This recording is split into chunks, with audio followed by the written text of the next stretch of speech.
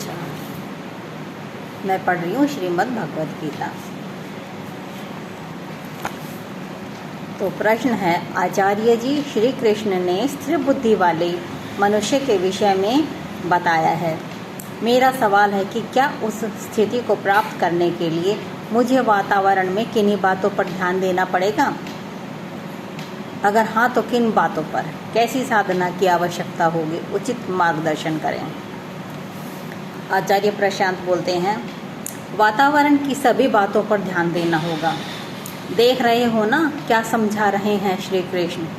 दुखों से मन में उद्वेग ना हो, सुख की प्राप्ति में निष्प्रह हो, राग भय और क्रोध नष्ट हो गए हों, तब जाकर स्थिति यानी स्थिर बुद्धि हुए तुम। अब वातावरण में तो ये सब लगातार ही मौजूद हैं, दुख सुख राग द्वेष भय कामनाएं। कोई क्षण ऐसा नहीं है जब वातावरण मन पर प्रभाव न डाल रहा हो। जब कोई क्षण ऐसा नहीं है जब वातावरण मन पर प्रभाव न डाल रहा हो, तो ये देखना भी लगातार होगा कि मन पर क्या प्रभाव पड़ रहा है। मन कंपित हो गया है तो स्थिरता कहाँ है? जब स्थिरता नहीं है तो स्थिर बुद्धि कैसे कहलाए तुम? स्थिति हुआ ही वही जिसका केंद्र कभी डगमगाता ना हो। श्री कृष्ण कहते हैं कि जिसका केंद्र ऐसा हो गया हो जैसे वायु रहित स्थान में रखा गया दिया, उसकी लो जरा भी कांपती नहीं है। निर्वात जगह पर है वो, जहाँ पर जरा भी हवा नहीं बह रही, उसकी लो अकंप है, स्थिर है। मन को ऐसा कर लेना है, केंद्र अडिग हो जाए। बाहर बहुत कुछ चलता रहे, भीतर कुछ न चले। और बाहर माने कहाँ? शरीर से बाहर नहीं, तुमसे बाहर। तुम केंद्र मात्र हो, मन भी तुमसे बाहर का स्थान है। मन में भी बहुत कुछ चलता रहे, तुम तब भी अडिग रहो। अक्सर जब कहा जाता है कि बाहर बाहर कुछ भी चलता रहे, भीतर तुम अप्रभावित रहना, तो छवि ऐसी बनती है जैसे शरीर से बाहर और शरीर से भीतर का भेद किया जा रहा हो।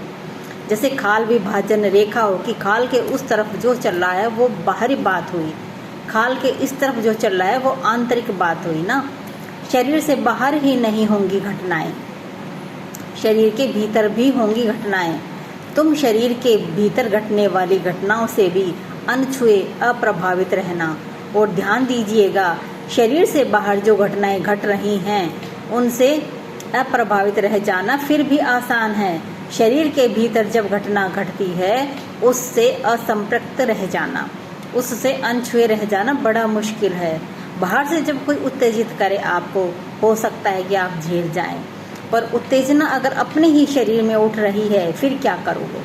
बाहर से कोई कुप्रभाव डाले आपके ऊपर, कुसंगति बनने आपके लिए, हो सकता है आप झेल जाएंगे, पर अपने ही मस्तिष्क में अगर कुविचार आ रहे हो, फिर वो सब कुछ जिसे अपना भी कहते हो पराया ही है, बाहरी ही है। आत्मा मात्र अपनी है, बाकी सब बाहरी है। शरीर को, मन को, मस्तिष्क को भी अपना मत कह देना, ये भी बाहरी है। जितना बाहरी बाहर वालों को समझते हो, उतना ही बाहरी इस मन को समझो जिसे कहते हो मेरा मन। मेरा मन नहीं है, ये भी पराया मन है। आत्मा अपनी है, बाकी सब पराया है।